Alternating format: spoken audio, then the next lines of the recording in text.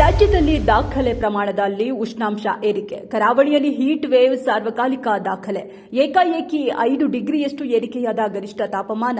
ಸೂರ್ಯನಬ್ಬರಕ್ಕೆ ಕರಾವಳಿ ಜನ ಸುಸ್ತು. ಯುವಕನೋರ್ವ ಕಿಟಕಿಯಿಂದ ರೈಲಿನೊಳಗಿದ್ದ ಪ್ರಯಾಣಿಕರ ಮೇಲೆ ನೀರೆರಚಿ ತೊಂದರೆ ಕೊಟ್ಟಿದ್ದಾನೆ. ಗಮನಿಸಿದ ರೈಲ್ವೆ ಪೊಲೀಸ್ ಪುಂಡ ಯುವಕನ ಕಾಲರ್ ಹಿಡಿದು ಎಳೆದೊಯ್ದು ಒದ್ದು ಬುದ್ಧಿ ಕಲಿಸಿದ್ದಾರೆ.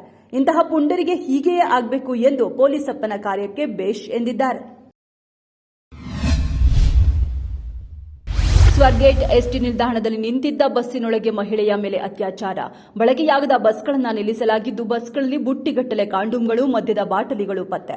ಅತ್ಯಾಚಾರದ ಸುದ್ದಿ ರಾಜಕೀಯ ಕೋಲಾಹಲಕ್ಕೆ ಕಾರಣವಾಗಿದ್ದು, ಆರೋಪಿಯನ್ನು ದತ್ತಾತ್ರೇಯ ಗಡೆ ಎಂದು ಗುರುತಿಸಲಾಗಿದೆ.